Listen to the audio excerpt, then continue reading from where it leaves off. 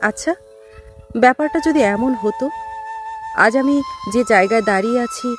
এর বদলে তুমি যদি এই জায়গায় দাঁড়িয়ে থাকতে, আমি যে পরিস্থিতির শিকার হয়েছি